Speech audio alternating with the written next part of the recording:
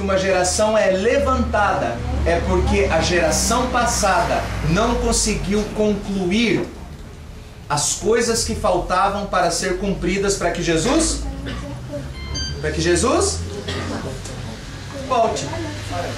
Nós estamos falando de conclusão para a volta de Cristo. Jesus veio ao mundo e ele veio num tempo específico.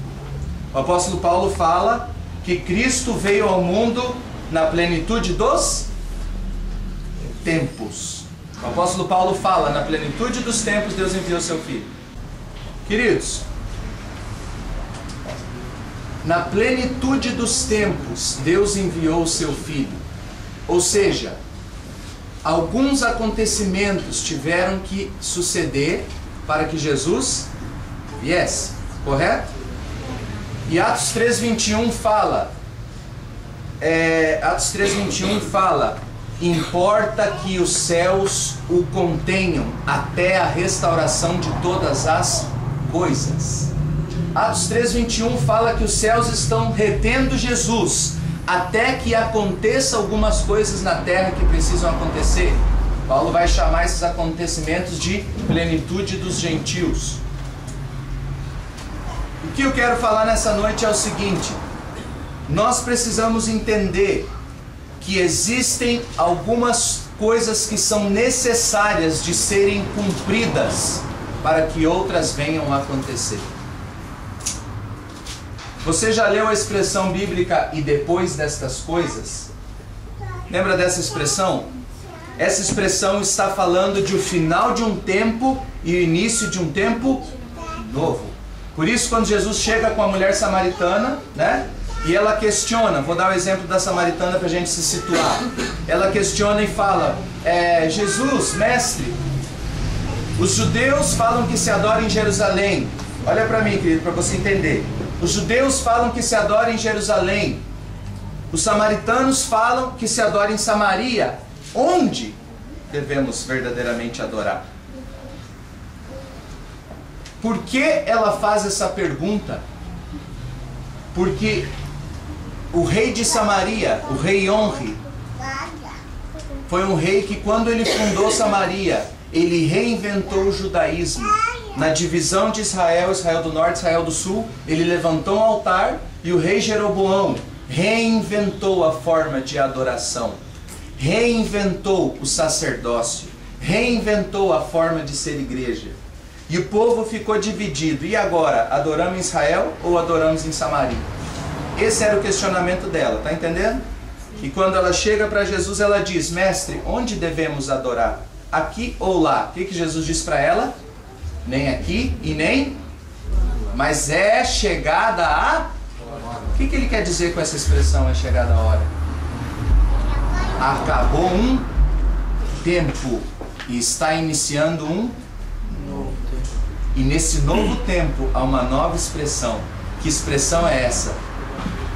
Verdadeiros adoradores. Jesus está dizendo, mulher, não é mais do jeito que você aprendeu. Não é mais da forma que vocês foram ensinadas. Não é mais do jeito que a cultura moldou vocês a fazer. Não é mais assim. É chegada a hora que agora vai ser dessa forma.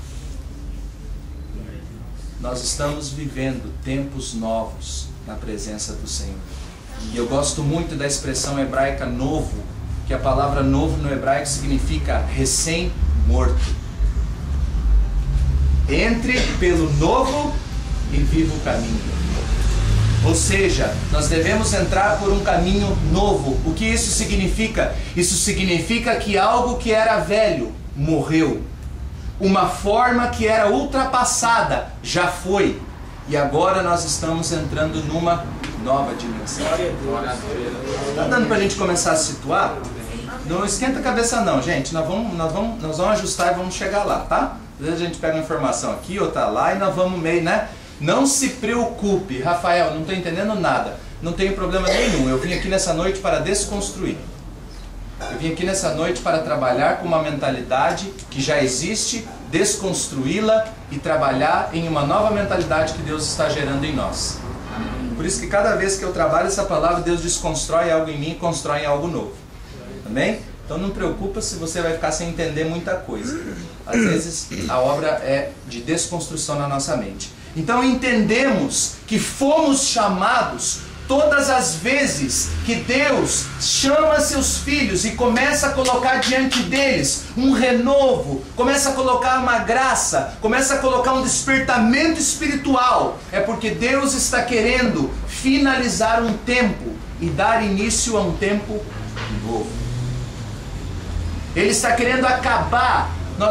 Eu gosto muito da expressão de um profeta americano, a estação velha. Olha para mim, querido. Uma estação que deu frutos, mas agora se fechou para que venha uma nova estação. Mas o que vai acontecer? Os frutos da velha estação vão lutar contra os frutos da nova. Quantos já viram debates de gerações? A geração dos mais velhos pensa assim, a geração dos mais novos pensa assim. Cada um pensa de um jeito e, como dizia minha avó, dois bicudos não se beijam. E eu quero dizer uma coisa para você, isso não é algo cultural, não é algo bíblico. Esse desencontro de gerações é algo amaldiçoado, porque essa é a maldição de Malaquias 4, quando o Senhor vira e fala assim: nos últimos dias enviarei o profeta Elias, e este converterá o coração dos pais aos filhos e dos filhos aos, para que eu não venha e fira a terra com maldição. O espírito de Elias ali não está falando diretamente da figura humana do profeta Elias, está falando de uma geração eleita que vem sob o espírito de Elias. Jesus, já fugi do meu estudo aqui, vamos lá. O espírito de Elias sob uma geração produz uma coisa específica.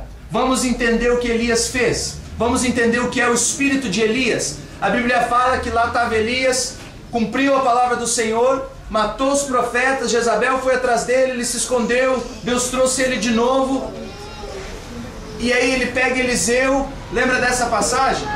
Ele pega Eliseu, e Eliseu diz para ele, e Eliseu faz um pedido para ele. Quem lembra do pedido de Eliseu? Pode falar, gente. Do quê? Do seu espírito. Olha para mim, querido. O pedido de Eliseu para Elias Elias, tudo que eu quero de você é que você me dê porção dobrada do seu espírito. E fazendo uma análise pentecostal, nós sempre tendenciamos essa passagem entendendo de que Eliseu queria 2 vezes mais o poder que estava sobre Elias. E literalmente isso aconteceu, porque biblicamente Eliseu fez exatamente o dobro, nenhum a mais, nenhum a menos, dos milagres que Elias fez. Mas se você vai a Levíticos 21, você vai entender a lei da primogenitura. E essa palavra fala que o filho da mulher não amada, ou seja, aquele da mulher amada e o da não amada, se o filho da mulher não amada nascesse primeiro, fosse mais velho, para que ele tivesse o direito da primogenitura reconhecido, somente se o seu pai lhe desse porção dobrada da sua herança. Então, dar porção dobrada significa: eu estou afirmando, você é meu filho. O que Eliseu estava querendo pedir para Elias naquele momento não era 2 vezes mais o poder espiritual para fazer milagres. O desejo de Eliseu era: me dê porção dobrada do seu espírito, porque se você fizer isso, você está me reconhecendo como filho. E o espírito de Elias é derramado de forma dobrada sobre Eliseu. Por que eu estou falando isso nessa noite? Porque nós somos uma geração eleita por Deus na cidade de Uberlândia para receber o espírito de Elias. E qual é a maior evidência do espírito de Elias? Aquilo que cantamos aqui no começo: a paternidade de Deus. Se ele derrama, olha para mim, querido, se ele derrama porção dobrada do seu espírito sobre nós, ele está nos reconhecendo como filhos. Se Ele derrama a porção dobrada do seu Espírito sobre nós, o que seria essa porção dobrada? Seria 2 vezes mais o que a nossa geração passada viveu. E quando eu olho para os acontecimentos, eu vejo que a nossa geração ainda não recebeu porção dobrada do Espírito que a geração passada recebeu. Por quê? Porque Deus olha para nós e ainda não vê as marcas da sua filiação. E o livro de Hebreus diz: se vós estáis sem disciplina, vós não sois filhos, sois bastardos. Por isso a marca dessa geração eleita é a disciplina em saber que Deus o chamou para cumprimento de algo. Amém? Amém. O espírito de Elias, Malaquias 4, e ele enviará o profeta Elias para que este converta o coração dos pais aos filhos, dos filhos aos pais, para que o Senhor não fira a terra com maldição. No original do hebraico está assim: e ele converterá o coração dos pais a Deus e dos filhos a Deus, para que o Senhor não fira, para que em Deus os dois se encontrem. Entende isso? Nós não vamos nos reconciliar com a geração passada, com nossos pais, de maneira cultural, de maneira evangélica. Nós vamos trazer essa conciliação, essa reconciliação geracional através do espírito de Elias em Deus. Por que eu estou falando isso? Porque tudo que a cidade vive, todo crime, toda dependência química, toda prostituição, toda corrupção, tudo isso acontece porque não existe uma geração cheia do espírito de Elias. Por isso nossa terra é ferida com maldição. Quantos estão começando a entender? O sistema que nós fomos chamados, ele precisa, nós precisamos ter compreensão do sistema que nós somos inseridos. Agora vamos lá. A palavra de Deus fala em Gênesis 11 sobre a Torre de Babel. Recém havia acontecido um dilúvio. Quantos lembram disso? E o dilúvio matou toda aquela geração. Deus olhou e Gênesis fala assim: e viu o Senhor Deus que a maldade do coração daquela geração era constante. E o Senhor acabou com eles. Que a maldade deles era contínua. Já estava de um jeito que não tinha mais jeito. E eles morreram todos, olha para mim. E agora surge uma nova geração. Gente, eu não sei você, mas a impressão que eu tenho é que quando eu olho para trás, 4, 5 anos, eu estou vendo uma geração que morreu afogada. Eu estou vendo uma geração que morreu totalmente afogada, que agora está no mundão, que agora está vendendo os dons, que agora está perdido num relacionamento que não deveria ter entrado, que agora está enroscado naquilo que não deveria estar metido. Eu estou olhando para trás e vendo uma geração que foi afogada por um dilúvio espiritual. Você chama eles, eles não têm força para levantar. Você prega para eles, eles não creem mais. Você estende a mão, eles não acreditam no teu amor. Eles não têm mais desejo por Deus. Eles realmente morreram. Quando eu olho para trás, eu vejo essa geração e eu entendo que nós somos essa geração pós-dilúvio, essa geração levantada. E sabe o que aconteceu quando a geração pós-dilúvio se levantou? Um líder se levantou chamado Nimrod, no hebraico, aquele que se rebela. Nimrod viu que as pessoas estavam assombradas pelo medo, as pessoas estavam totalmente dominadas pelo medo, porque recém tinha havido um dilúvio, recém tinha havido um juízo tremendo. Aquela geração estava como a nossa geração hoje, tomada por medo. Meu Deus, o fulano era tão firme, caiu no pecado e desviou, cara, será que eu vou aguentar?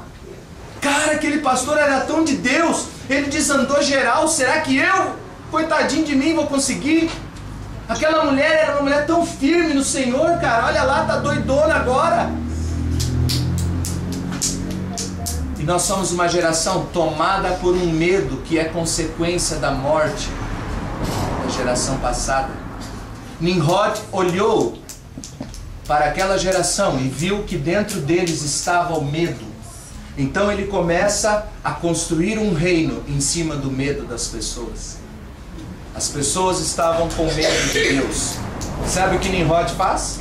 Ele pega seu arco e sua flecha, põe uma flecha, direciona para os céus e joga uma flecha. Você já viu na mitologia hebraica essa figura? Um homem com um arco para cima.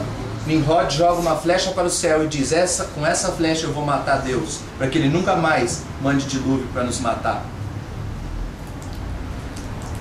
O dilúvio aconteceu porque aquela geração morreu no dilúvio, porque ela só pensava em si mesma, porque ela só pensava nos seus sonhos. Quando Deus enviou o dilúvio e matou aquela geração, Deus trouxe uma nova geração e disse: agora vocês são chamados para não viverem mais os seus sonhos, para viverem os meus. Mas Nimrod se levanta e chama eles: venham comigo para um lugar. Para onde nós vamos, Nimrod? Vamos para a planície de Sinear. E esse nome Sinear no hebraico significa planície dos sonhos. Nimrod disse assim: sabe aquele sonho que você tem? Vem para cá, vem com nós. Aqui na planície, já viu planície? Não tem montanha, morro, pedra, é estabilidade. Não tem vento, não tem turbulência. É uma igreja evangélica que você tem cargo, que você vai ter a posição que você quer. Sabe aquele sonho que você teve de ser reconhecido, de gravar um CD, de ser o pregador, de iniciar o ministério? Vem para a planície dos sonhos. E em cima do medo, dentro dos nossos corações, se levantou uma geração perversa, dominada pelo espírito de Nimrod, para construir uma igreja através do medo das pessoas. As pessoas têm medo.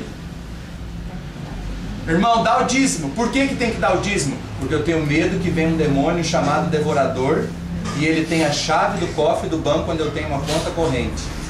E realmente ele vai entrar lá e vai roubar.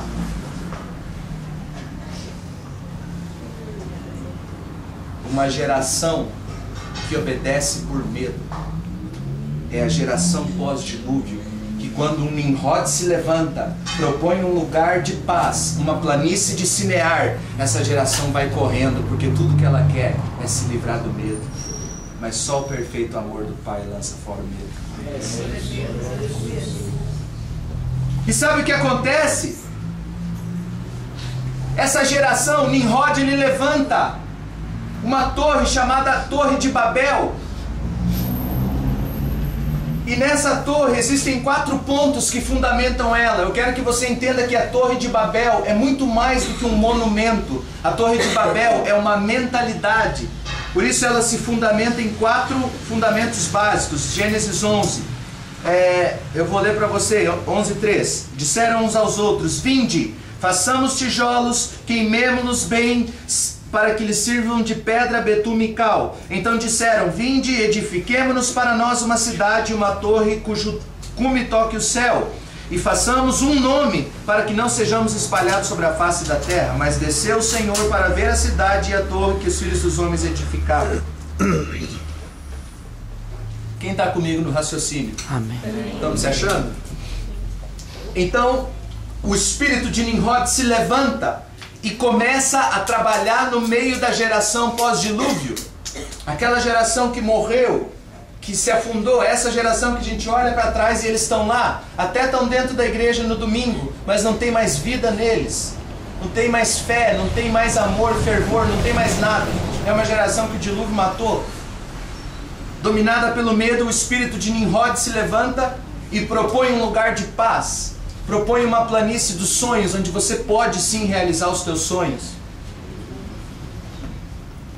Só que o preço para que esse reino babilônico seja construído são 4 pontos. Primeiro, diga comigo, fazer tijolos. Fazer tijolos. Segundo, edificar. Edificar. Terceiro, fazer um nome. Fazer um nome. Quarto, para não ser espalhado. Para não ser espalhado. O primeiro ponto dessa torre babilônica, dessa torre de Babel foi: vamos fazer tijolos. Gente, quando eu olho para a igreja evangélica, o que eu vejo de tijolo não está no gibi. Por favor, alguém mexe com construção aí?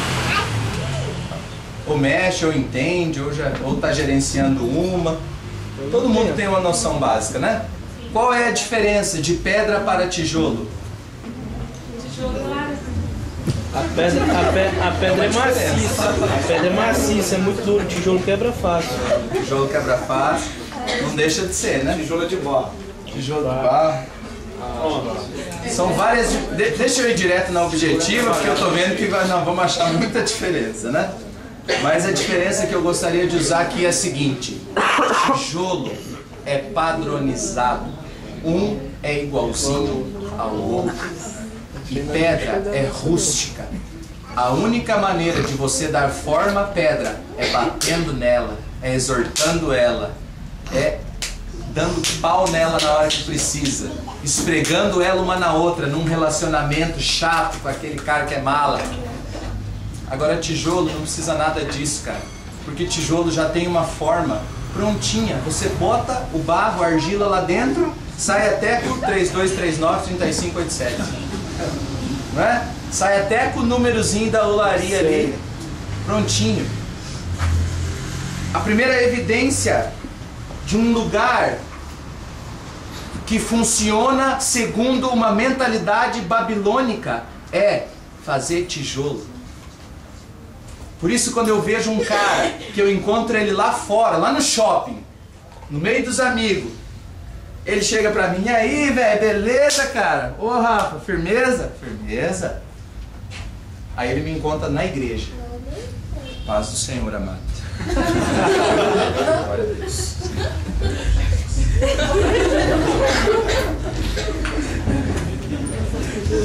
Né? Eu tô mentindo? Tá lá jogando futebol, né? Taca essa bola! Poxa! Vocês acharam que é papai, né? E tá lá na igreja, quando você olha ele na igreja, ele tá assim, né? Ele tá livre, ele tá ele mesmo, né? Glória a Deus, ele tá ali liberal, tal. A porta da igreja parece que é um portal espiritual, cara. Porque a hora que ele passa, ele tá ali. Incorpora, né? Paz.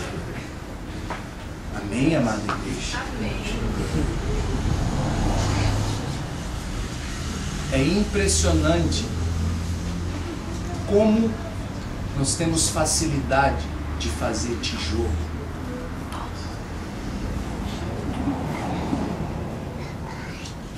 Como nós temos facilidade de formatar as pessoas e matar a criatividade que havia dentro delas. Sabe por quê? Porque o nosso modelo de igreja não atende a demanda que nós temos. Eu pego ele, como é que é o nome? Jefferson. E o Jefferson, cara, ele dá moinho de costa e ele é o melhor dançarino de hip hop, cara, da quebrada. Só que quando ele entra na igreja, nós precisamos de um irmão que opere a mesa de som. Nada contra, tá? E eu pego esse cara que tem um mega de um talento para dançar e formato um tijolinho que agora fica assim, ó, 2 botãozinhos.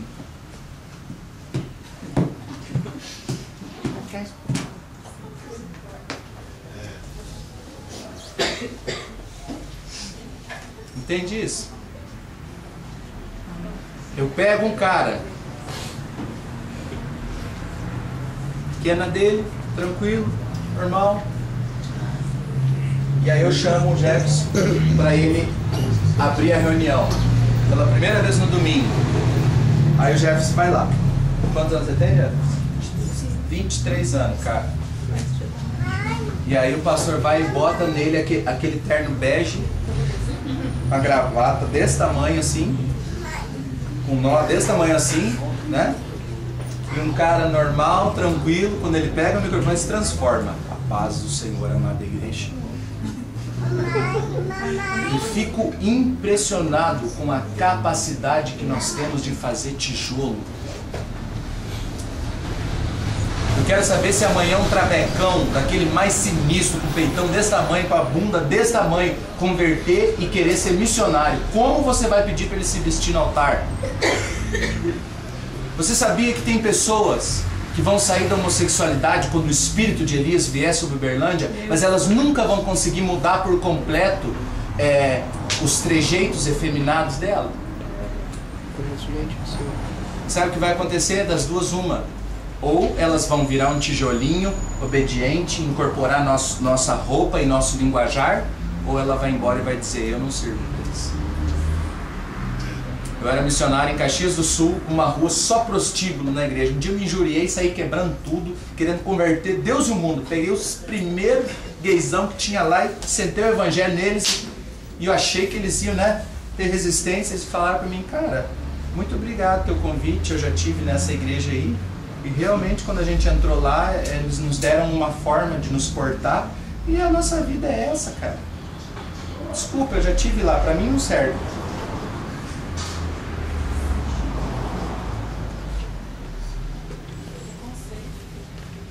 Preconceito, ainda por cima preconceito. Gente, se você viaja, meu amigo conta essa historinha, se você viaja e quando você volta, tua mulher tá grávida e quando você olha para a cara do menino, ele é a cara do vizinho, o que sucedeu? Então, né? Olha para mim, se os crentes que nós estamos produzindo hoje não tem a cara de Jesus, meu Deus, eles são filhos de quem?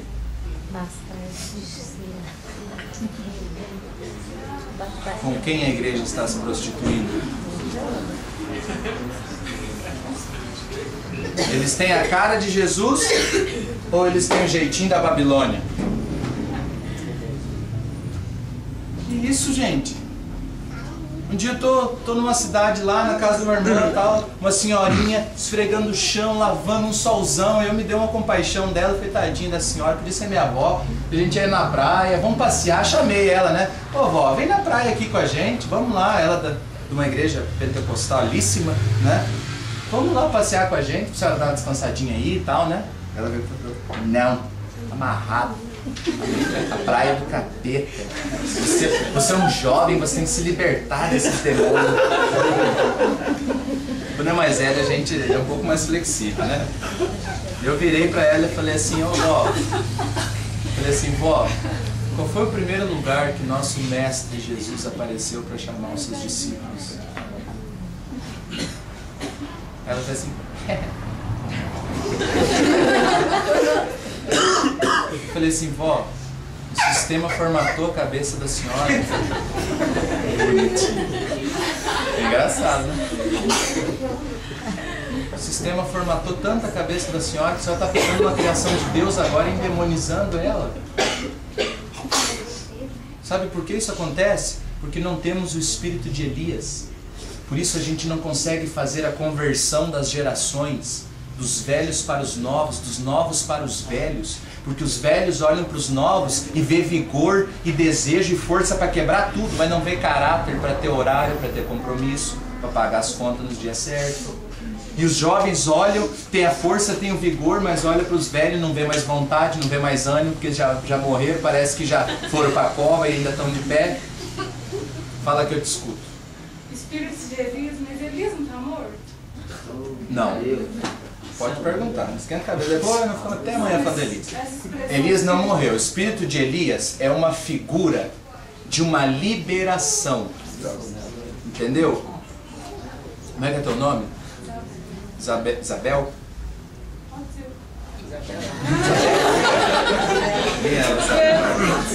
Isabela, espírito, quando a gente usa a expressão espírito de Elias, nós estamos falando da mesma atuação que Deus fez através de Elias, quer fazer através de nós. Entendeu? Então, gente, a primeira coisa que acontece é que nós começamos a fazer tijolo. Entendeu? É claro que a gente não vai ficar confrontando.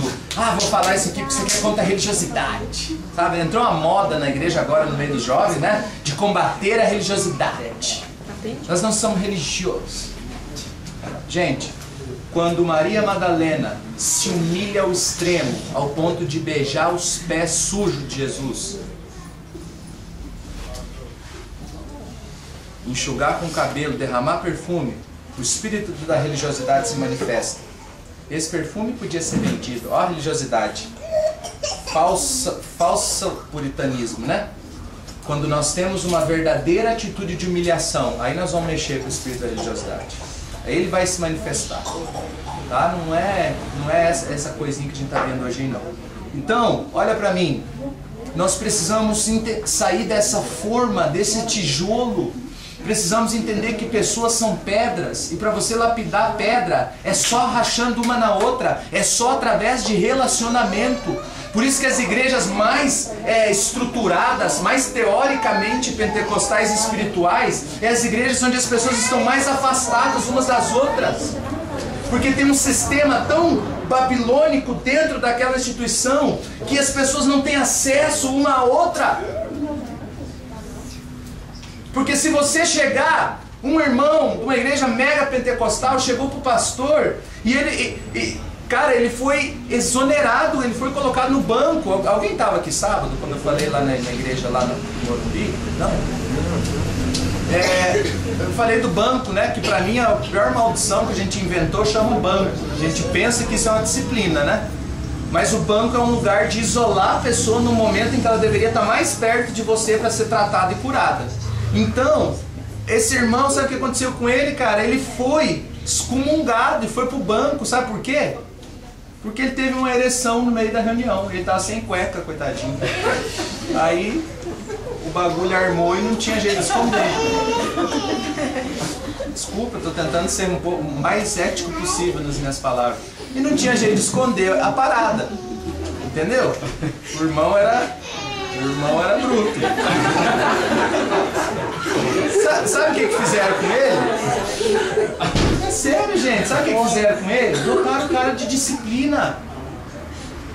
Aí você vai entender por que o bagulho do irmão levantou. Porque tinha uma irmãzinha que cumpre a doutrina da saia. Só que a saia dela, cara, se a minha esposa usasse no nosso quarto uma saia igual daquela irmã, eu sentiria vergonha. Entendeu? A saia dela, ela quase tocava no espírito da irmã. Uma saia crente, justa. Gente, como que o bagulho não vai levantar? Pelo amor de Deus. Ou você é crente, quando você entra na igreja, você tem uma impotência espiritual. Mas existe um sistema que não trata dessas coisas. Ok, falar de coisa sexual.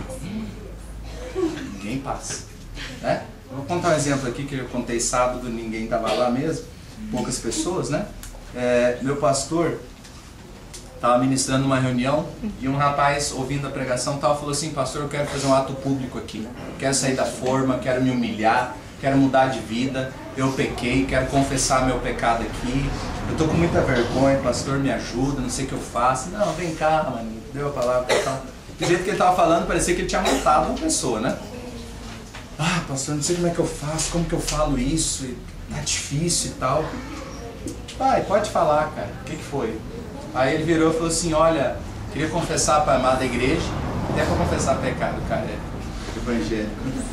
Queria confessar para a igreja que eu me masturbei essa semana. E chorou. Aí, né, aí os irmãos olharam, teve a irmã que fez assim, ó. Tipo assim, né? E aí meu pastor, muito macaco velho na história, né? Falou assim: quantos querem ajudar esse irmão? Quantos querem abençoar? Aí os crentes tudo, né? Senhor, liberta esse menino, esse demônio da masturbação.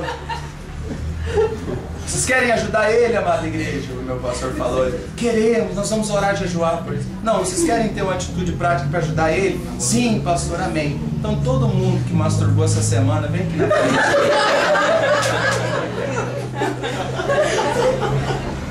Metade da igreja.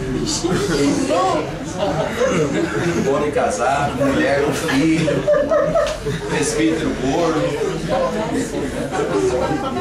Não é, gente? Entendeu? Porque é assim que a gente quebra as forminhas de tijolo. Sabe por que eu estou falando isso? Porque tem um monte de jovem aqui que já pensou até em abandonar o Senhor porque não consegue vencer a masturbação. Quando ele olha para a congregação, ele não consegue ver vida e ajuda em alguém. Porque é um sistema encralacrado no nosso meio que coloca isso como se isso fosse uma aberração. Entende isso, cara? Quantos no nosso meio já desanimaram de orar na madrugada, de ler a palavra, de compor uma canção para o Senhor, porque tem um problema assim que não consegue superar? Enquanto a gente está aí, ó, buscando a Deus, chamando o Espírito Santo, estamos envolvidos no meio de um sistema padronizado. E essa padronização não permite as pessoas demonstrarem quem elas são. O segundo ponto dessa... Vamos lá, gente, vocês me dão um toque aí, tá? Eu estou por conta de vocês hoje. O segundo ponto é: edifiquemos dessa Torre de Babel. Edifiquemos, ou seja, vamos construir na Torre Babilônica, vamos construir. Olha para mim, esse segundo ponto de construir é o vício de fazer. Eu sempre tenho que estar fazendo algo, eu tenho que estar envolvido. Eu não posso ficar dentro da igreja parado. Ó, crente de banco, gente, crente que só esquenta a bunda no banco.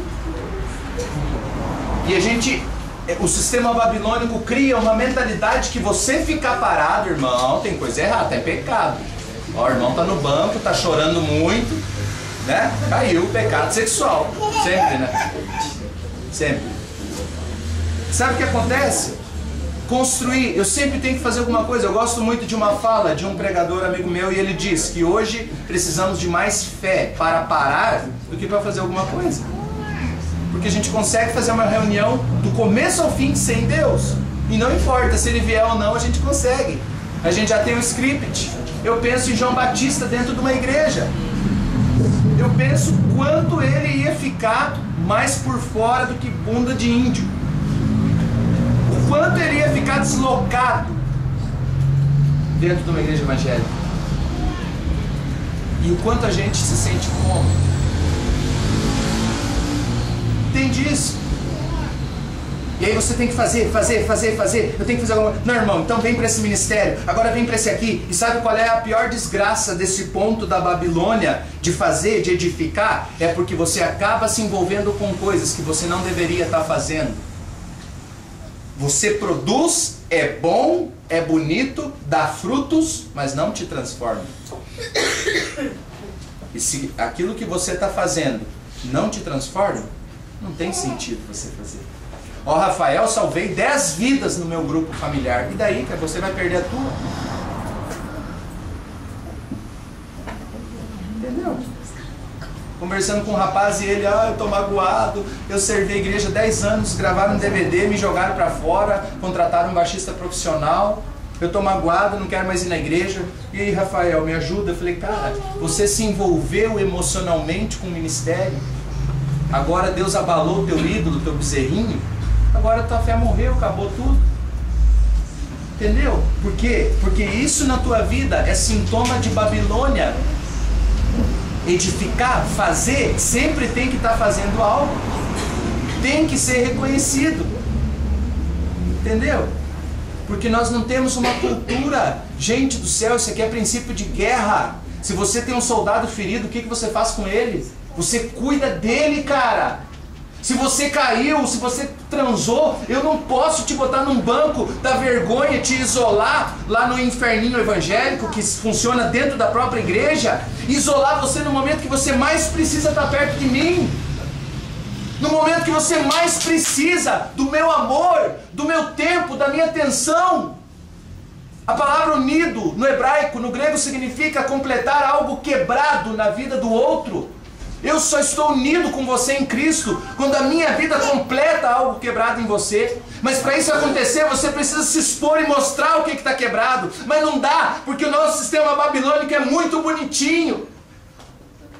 Eu conversei com um rapaz hoje que toca com o cara que mais vendeu CD em Belo Horizonte. E eu conversei com um rapaz hoje, porque nós estamos mexendo com uma agência de turismo.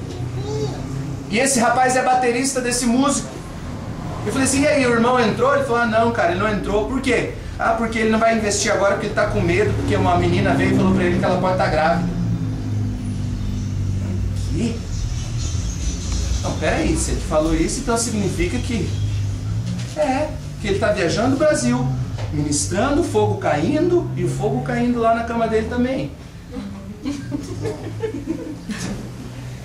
Mas o sistema babilônico maqueia,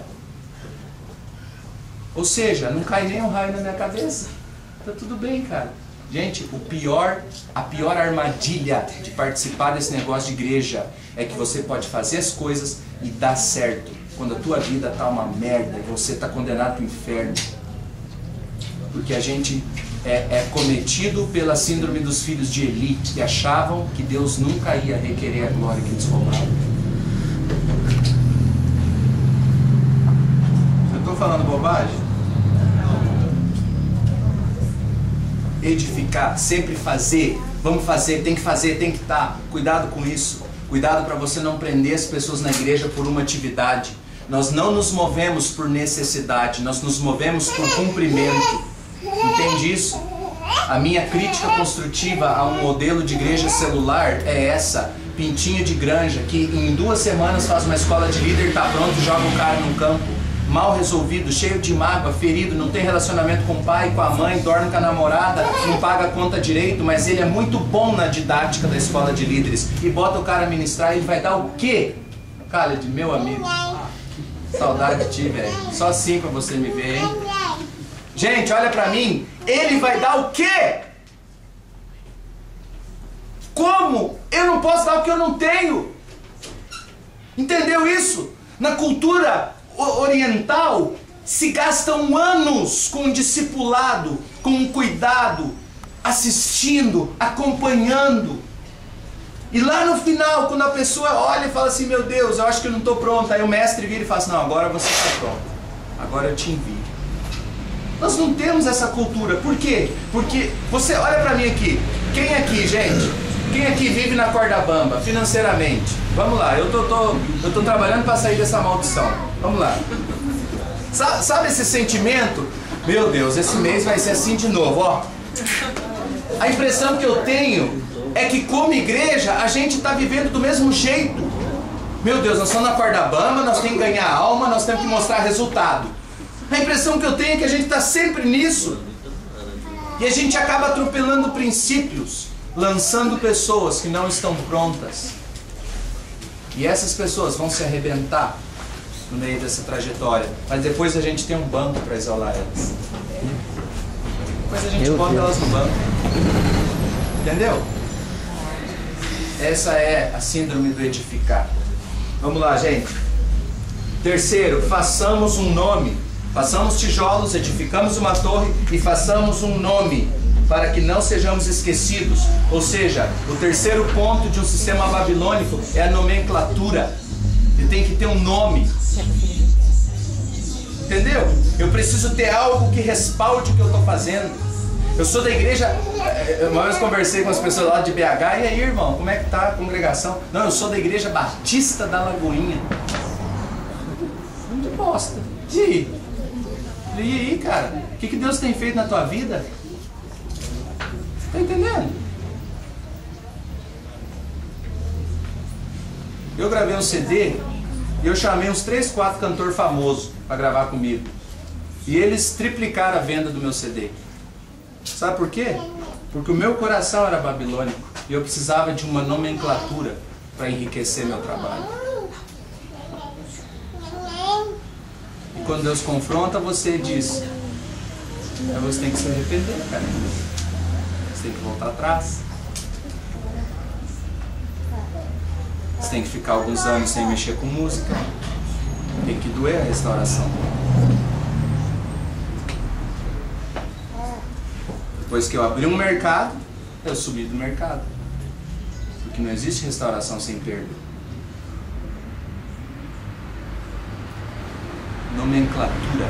Façamos um nome para que não sejamos esquecidos. Quem está inserido num sistema babilônico sempre precisa de reconhecimento. E o quarto ponto é, para que não sejamos espalhados, ou seja, uma visão anti-apostólica. A visão apostólica é nos espalhar onde há necessidade, onde há trevas, para que levemos a luz. Mas no modelo babilônico a gente fica todo mundo junto porque aqui tá bom. Entendeu? Olha para mim, querido. O rei Nabucodonosor, ele tem um sonho. Agora nós saímos de Gênesis 11 da Torre de Babel e vamos para a Babilônia. Babilônia, todos sabem, foi um império. E a palavra Babilônia vem de Babel, né? E a Babilônia foi onde o povo de Israel ficou 70 anos exilado por não cumprir a palavra de Deus. A palavra de Deus fala que no ano sabático você deveria deixar a terra descansar. Olha para mim, querido. O ano sabático era o ano em que eles perdiam. Olha para mim. O ano sabático era o ano em que eles perdiam a produção da terra, porque eles não podiam plantar. Porque aquele ano a terra descansava sozinha, o ano inteiro. O nosso ano sabático são tempos específicos na nossa vida onde Deus pede só para você perder. Nada dá certo. Fica quieto, não faz plano nenhum, não se mete em nada, não mexe com nada. É um ano sabático que Deus propõe para você. E você não para.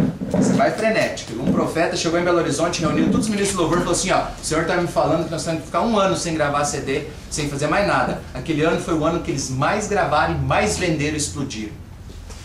Vai ver agora a consequência. Morreu, está lá no dilúvio afogado, boiando CD. O ano sabático é um ano de perda. Israel não cumpriu. Israel ficou 490 anos sem cumprir o ano sabático. Qual é a sétima parte de 490? Gente, 7 vezes 7, gente. Fiquei com medo de falar. Você e todo mundo. Gente, olha pra mim. Israel ficou 490 anos sem cumprir o ano sabático. E eles pagaram na Babilônia, um por um. Os 70 anos. Eles tiveram que ficar exilados na Babilônia, deixando a terra descansar. Aquele tempo em que nós não queremos perder, nós vamos pagar lá na frente, dentro de uma Babilônia. Aquelas atitudes onde nós não queremos abrir mão, nós vamos pagar lá na frente. Então, Nabucodonosor, eu quero que você entenda como que essa mentalidade ela foi difundida pelo mundo. Vem cá, Gabriel. Me ajuda aí, por favor. Nabucodonosor teve um sonho. Estou evangelizando essa menina, para ver se ele converte. Nabucodonosor teve um sonho de uma estátua. E nessa estátua ele não entendeu nada. Então Daniel tem a interpretação. Olha para mim. A estátua que Nabucodonosor sonha, lembre-se que nós estamos falando do rei da Babilônia. Lembre-se que nós estamos falando do Império Babilônico. E a cabeça daquela estátua, Daniel diz que é o Império Babilônico. O peitoral daquela estátua é o Império Persa. O cinturão daquela estátua era o Império Grego. E as pernas e os pés simbolizavam o Império Romano. Olha para mim. Essa introdução que eu fiz, vocês entenderam o que é a mentalidade babilônica? Entenderam? Uma mente babilônica é uma mente fundamentada nesses 4 pontos. Tijolo, padronização, construir, ter que fazer, sempre tem que estar fazendo. Terceiro ponto é fazer um nome, né? Nomenclatura. E o quarto ponto, para não ser espalhado. Então o que aconteceu? A cabeça da estátua simbolizava a mentalidade babilônica. E os pés simbolizavam Roma. Agora eu pergunto para você, como que Roma caminhou pelo mundo inteiro difundindo essa mente babilônica aqui? Como que Roma caminhou pelas nações do mundo inteiro difundindo essa mentalidade? Está lá no Vaticano a resposta.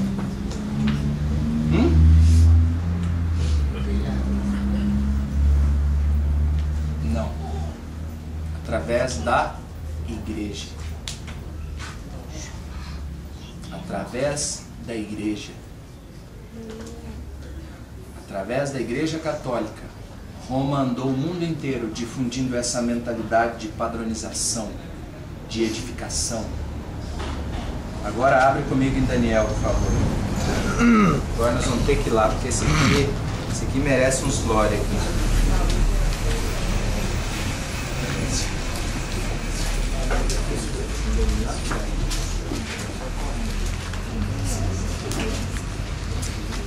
Daniel.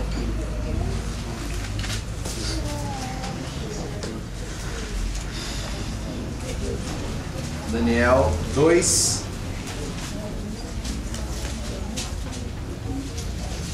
Dois 33. Daniel 2:33. Fechou? Amém. Lê comigo assim, diz assim, 2:33. As suas pernas de ferro, os seus pés em partes de ferro e em partes de barro.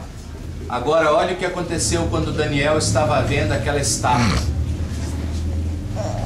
Estava vendo isto. Quando o quê? Ah, vocês lêem com mais entusiasmo. Estou falando de nós aqui. Quando o quê? Uma pedra foi cortada. Ai, agora vem a parte mais linda. Como que ela foi cortada? Sem auxílio de mãos. Não teve dedo de homem. Foi Deus que forjou essa pedra. Glória a Deus.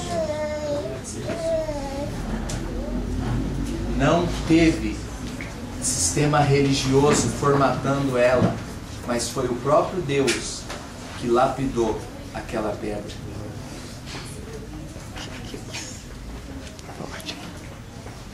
Sem auxílio de mãos, a qual feriu a estátua e esmiuçou. Meu Jesus. Nós somos essa pedra. Nós somos essa pedra que precisa ser lapidada. E sabe o que acontece, gente? A única forma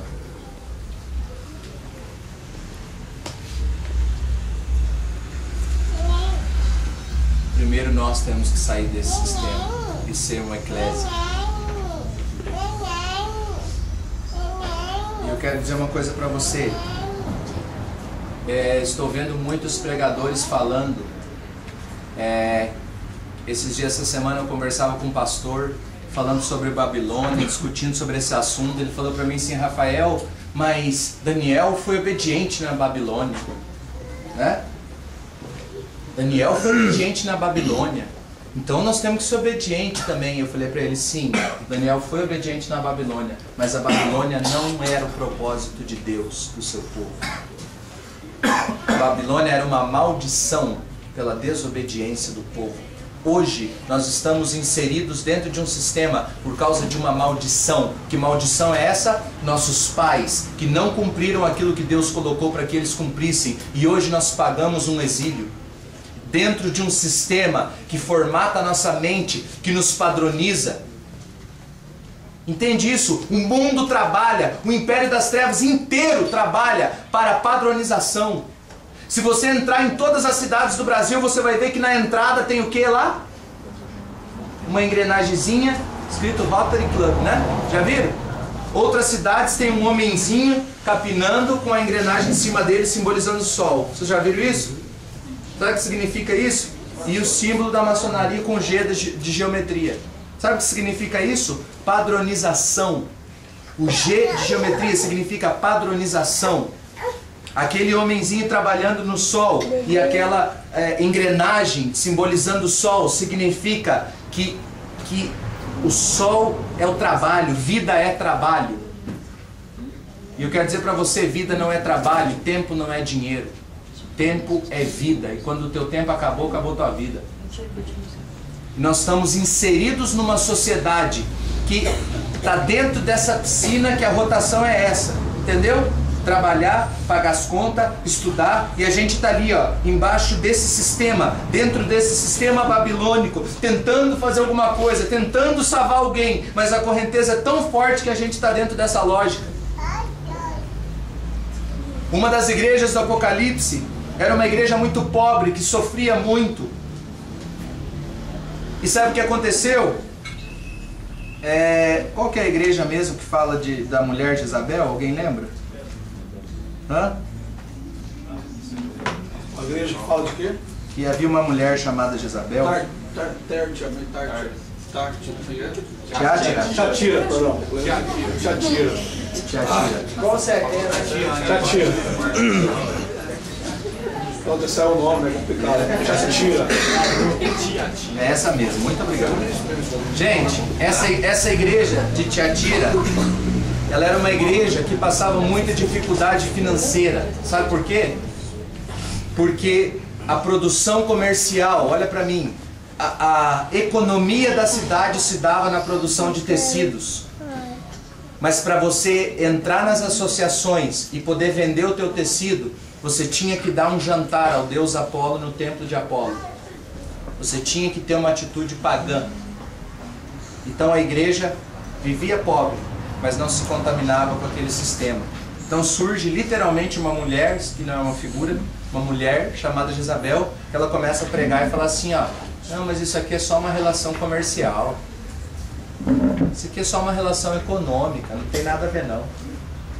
E eles começaram a ouvir o conselho e começaram a se enredar e perderam o rumo da luz. Por que eu estou falando isso? Porque a igreja sempre vai ser tentada a andar na rotação desse sistema. O mundo padroniza pessoas. Esse dia eu estava pensando num negócio interessante. Esse negócio de religiosidade, contra-religiosidade, né? Há um tempo atrás se botava uma camiseta para pregar, para lutar contra a religiosidade do terno, né? Aí eu falei para um amigo meu, eu falei, agora eu vou começar a botar terno para pregar nas igrejas, para lutar contra a religiosidade da camiseta. Porque só mudou o estereótipo, entendeu? A mentalidade ainda continua a mesma. E eu estava pensando o seguinte, cara, você usaria um terno amarelo de bolinha verde? Sim ou não? Não, por quê? Porque tem uma moda que dita a forma que você deve vestir, né?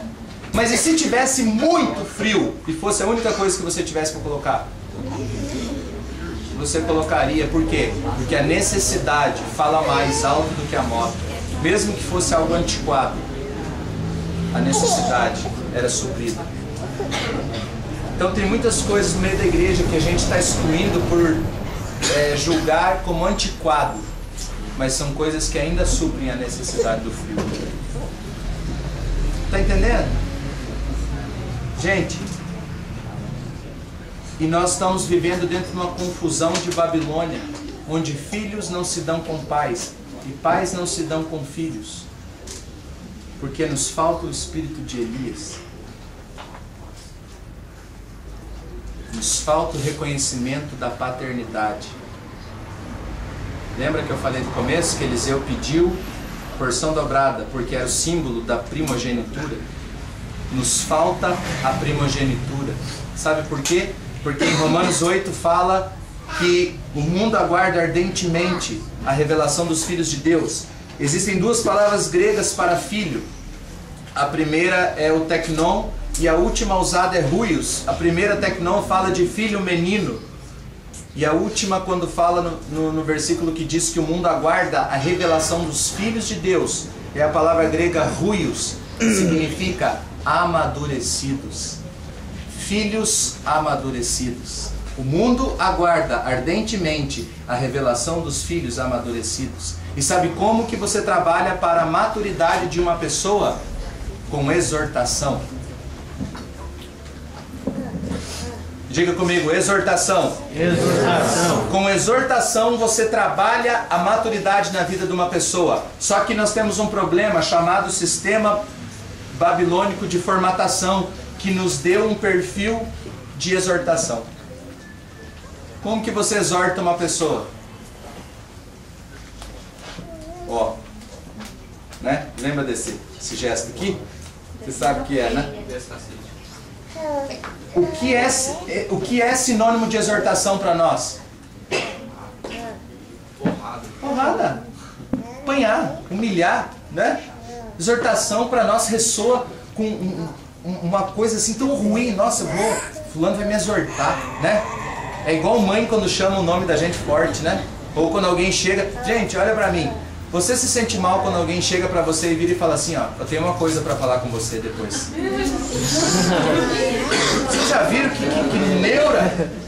Já viu? O que será que é? O que será que é? O que eu fiz agora? O que eu pronto? Por quê, gente? Porque tem um DNA dentro. Olha pra mim, sabe o que é isso? É o DNA do medo lá do dilúvio.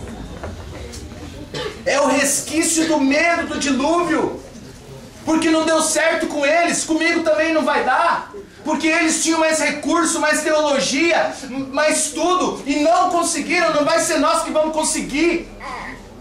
E aí se levanta o espírito de Nimrod para construir uma Babilônia em cima do medo das pessoas. E é justamente isso que Deus está falando agora, porque nesse mesmo tempo de Nimrod, Deus levantou Sem, filho de Adão, e Sem foi lá e matou Nimrod.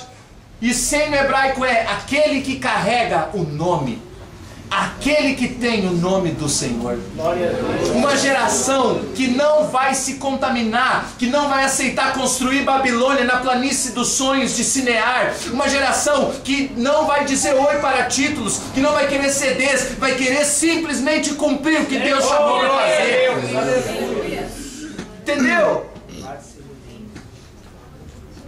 Uma geração que vai cumprir aquilo que Deus chamou para fazer. Exortação. O sistema nos ensinou que é ruim. Sabe o que significa a palavra exortar no grego? Jefferson. Exortar no grego. Chamar para o lado. Deus santo, aleluia. Para mim é uma das palavras que eu mais me apaixonei na Bíblia agora, a palavra exortar. Vou te exortar, irmão. Não, calma. Exortar é chamar para o lado. Mas no sistema babilônico, exortar. Ah, você ficou com a menininha? Vai sentar no banco lá, por favor. Esse. O nosso exortar é isolar a pessoa num banco. No momento que ela mais precisa que estejamos perto, é a hora em que nós mais ficaremos longe. Por isso, olha para mim, Davi levantou um reino que glorificou a Deus, construiu um tabernáculo, que a Bíblia fala até hoje, que Deus tem saudade daquele tabernáculo. E Davi juntou 40 homens, endividados, fala. E a palavra endividado no hebraico significa feridos pela religião, feridos pelo sistema. Essa é a demanda que nós temos hoje. Pessoas feridas. Pessoas que em nome de uma exortação foram machucadas, foram desvalorizadas. Pessoas que por causa da imaturidade de outros foram jogadas para o escanteio. Entendeu? Porque nos falta o espírito de Elias para converter nossos corações ao Pai. Nos falta o espírito de Elias para converter nossos corações a Deus e dos nossos pais a Deus, e em Deus nos encontraremos. Uma geração que não negocia mais. Entendeu? Uma geração que não negocia. Um pastor me ligou e estava falando comigo assim: Rafael, eu não compactuo com o sistema. Esse pastor presidente que é da nossa igreja, ele é corrupto, não sei o quê. É. E por que você não saiu dela ainda? Ah, desculpa, porque ela te paga 5 pau por mês. É uma geração que para ter o espírito de Elias vai ter que perder. E quando a gente fala de Babilônia, sair da Babilônia, não estamos fazendo uma alusão às pessoas. Saia da igreja que você está. Nós não estamos fazendo uma alusão para que as pessoas abandonem as congregações. Olha para mim, querido, eu já vou finalizar. Na Babilônia estavam 3 grupos. dos filhos de Israel. O primeiro grupo da Babilônia era o grupo chamado Maria vai com as outras. Já viu? Ó, cara, tô indo embora aí, tá rolando uma parada aí lá, aquela igreja lá tá massa, parece que o louvor é legal, tem bastante chance. Vamos? Ah, vamos. Tá danado aqui mesmo? Esse foi o primeiro grupo que saiu da Babilônia. O segundo grupo que saiu da Babilônia foi o grupo dos pretensiosos. Os que saíram com pretensão de se dar melhor lá. Entendeu? Ó, vou sair daqui porque aqui não tá dando nada, lá eu acho que vai ajeitar um esquema melhor para mim. E o terceiro grupo que saiu da Babilônia foi o grupo que saiu totalmente ciente de que estava indo, voltando para Jerusalém, para reconstruir os muros derrubados da cidade da adoração.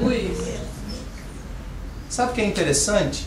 Interessante é que Daniel 9 fala que Daniel ele leu o livro de Jeremias e pela contagem dos anos Daniel entendeu que eles estavam chegando no ano de ser livre do cativeiro. Só que de repente ele olhou para a Babilônia e viu todo mundo muito bem instalado. Sabe o sistema bancário que você trabalha, passa o cartãozinho de crédito, rende juro na poupança? Foram os judeus que criaram dentro da Babilônia o sistema bancário. Eles estavam muito bem dentro da Babilônia, financeiramente falando. E quando Daniel olhou e falou assim, gente, espera aí, está chegando o tempo, é agora, vai fechar 70 anos esse ano. Deus vai nos tirar da Babilônia. Mas sabe o que aconteceu? Aquele povo já estava muito bem instalado dentro dele. Por isso que tem gente que não vai querer sair da Babilônia. Porque tem um cargo, porque é reconhecido, porque está tudo muito bem. Como disse um profeta, do Egito o Senhor nos tirou com mão forte. Da Babilônia sai quem quer. Se você quiser ficar, fica, filhão, eu estou vazando. Eu saí de uma congregação e saí muito bem, não briguei com ninguém, não tive desavença, fui fiel à proposta até a última consequência. Quando eu era missionário no Uruguai, estava passando até fome porque a igreja não enviava o dinheiro. Quando eu fui confrontar o pastor e cobrar a responsabilidade que a igreja deveria ter comigo, ele virou para mim e falou assim, Rafael, eu vou fazer uma ligação agora e vou mandar separar uma igreja que você vai começar ganhando 3 mil reais. Foi nessa hora que eu saí da Babilônia. Eu não fiquei nela para ganhar dinheiro. Eu não me iludo achando que Deus vai me inserir num trabalho, num castelo levantado. A gente só tem pedra. Nós só temos caco. A gente só tem ruína para trabalhar. É neguinho arrebentado, é casamento dilacerado, é prostituta, é travesti, é dependente químico, é drogado. Só tem doido. Entendeu? Esdras, Rick Joyner falou essa palavra, eu achei fantástica. Esdras fala que quando Esdras e Neemias e os escolhidos para reconstruir os muros, eles voltaram para Jerusalém, sabe o que tinha lá? Só tinha pedra queimada, porque caiu tudo. Jerusalém pegou fogo, só tinha ruína para eles começar algo, enquanto na Babilônia tinha toda a estrutura. E o Rick Joyner fala que essas pedras queimadas são essas pessoas que o sistema destruiu. São essas pessoas que foram feridas pela religião. São pedras queimadas. Eu não me iludo. Porque eu sei que Deus não me chamou para trabalhar dentro de uma estrutura milionária que tem todos os aparatos para desenvolver o ministério. Ele me chamou para trabalhar com pedra queimada. Entendeu? Por isso que eu virei para o pastor e falei assim, 3 mil, 5 mil, 10 mil, não, muito obrigado. Minha conversão foi genuína. Deus santo, aleluia, Deus. E você paga um preço alto por querer cumprir a vontade de Deus. Porque ninguém entra no reino de Deus se você não tiver perda. Ninguém é inserido no verdadeiro trabalho do reino se você não perdeu alguma coisa. Porque a primeira lógica do reino é negue-se a si. Eu não vou ter tempo de falar agora, mas talvez em outra oportunidade a gente pode conversar mais sobre o que tem acontecido, qual é o espírito que tem funcionado nesse sistema. Está em Judas 11, que fala que eles se precipitaram no erro de Caim, no pecado de Balaão e na revolta de Corá. É exatamente o que está acontecendo nos nossos dias. Mas eu oro nessa noite Eu oro nessa noite para que haja um despertamento espiritual dentro de nós. Para que o Senhor realmente incomode você, aonde você está sendo beneficiado dentro de uma Babilônia, aonde o sistema está instalado dentro de você, até onde você vai ter que perder. Irmão, olha para mim aqui, tem pastores no Brasil que abriram congregações milionárias e gigantescas, e qual vai ser a única solução para eles voltarem para o caminho do Senhor? Fechar tudo, quebrar tudo. E você acha que eles estão dispostos a fazer? Não. Então deixa que o dilúvio vai levar. Mas nós somos a geração pós-dilúvio. E o que eu sinto que o Espírito Santo está nos perguntando essa noite: você está disposto a trabalhar com pedra queimada? Você está disposto a não ter o reconhecimento de ninguém? Apóstolo, patriarca, agora inventaram patriarca, né? Pai apóstolo, não sei o que lá, que tranqueira é essa? Paulo diz assim: a nossa glória está no céu. Paulo diz: o nosso apostolado, nós somos escória do mundo, vergonha para a humanidade, ignóbil. Nós somos o lixo que a sociedade rejeitou. A nossa glória está nele. Nele. Não é em pregar em mega congresso com 50 mil jovens. Não é em liderar a grande igreja. Não é ganhar 5, 10 mil e andar de carro importado em cima do dinheiro daquela senhorinha que lava a roupa no tanque. A nossa glória está em cumprir. Por isso, tudo que Jesus fez, Ele não se moveu por necessidade. Quer sair da Babilônia? Do sistema? Quer sair do sistema? Pare de se mover por necessidade. Ah, tá precisando tal coisa lá, deixa que eu faço. Jesus não se moveu. Ô Jesus, tem um enfermo lá em tal lugar. Ah, deixa que eu vou. Não.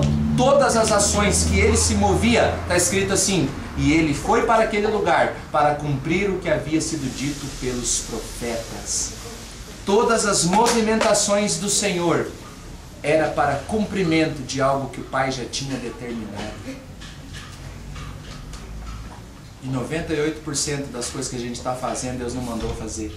A gente simplesmente herdou uma rotina de trabalho da geração passada. Eu quero dizer para você, cara, eu prefiro morrer do que viver uma vida regalada e não cumprir aquilo que Deus me chamou para fazer. Sabe por quê? Porque quando você prega, um tempo atrás me chamaram para pregar numa das maiores igrejas de Uberlândia. Tinha 1.500 pastores. E sabe o que eu via na cara deles? Desprezo, prepotência, arrogância, todos os adjetivos da Babilônia, imponência. E sabe quando eu olho para vocês, quando eu olho para alguns de vocês aqui, eu vejo, cara, é isso. É isso! Eu sabia que tinha mais! Eu sabia que Deus me chamou para muito mais! Eu sabia que existe algo glorioso maior do que está sendo construído aqui! Foi isso que Daniel teve. Eu imagino que ele ficou sem dormir, cara, andando para um lado para o outro, quando ele leu Jeremias 29 e disse: esse é o ano que Deus vai nos tirar daqui. Esse desespero tem que ser gerado dentro de nós. É muito mais do que você ficar tocando um violão, sentado num banco, entregando um folhetinho. É interferir nos céus dessa cidade, é mudar famílias dessa cidade. Quando o pecado sobe ao céu, as nuvens de demônio, através daquela adoração, tem liberação para entrar nas famílias, colocar dependência química, destruir casamentos. Quando nós somos cheios do espírito de Elias, sabe o que nós fazemos? Nós matamos a voz profética de Baal. As nossas ações barram um tempo como Jesus na Samaritana. Mulher, não é aqui, não é lá, não é de terno, não é de gravata, não é em cima do morro, não é embaixo, não é com um animal. Agora é chegada a hora de um novo tempo. É chegada a hora onde o Pai procura verdadeiros adoradores que o adorem em espírito e verdade. Sabe o que aconteceu com ela quando ela entendeu o novo tempo e entrou nele? Ela evangelizou sua cidade inteira. E eu não vejo nós fluirmos nesse mesmo percurso. Por isso eu gosto da palavra discernimento no hebraico, que significa fluir como um percurso de um rio. Você começa a fluir na mesma intensidade que Deus está fluindo. Aleluia. E você entra na palavra que Jesus disse: eu só faço o que eu vejo meu Pai fazer.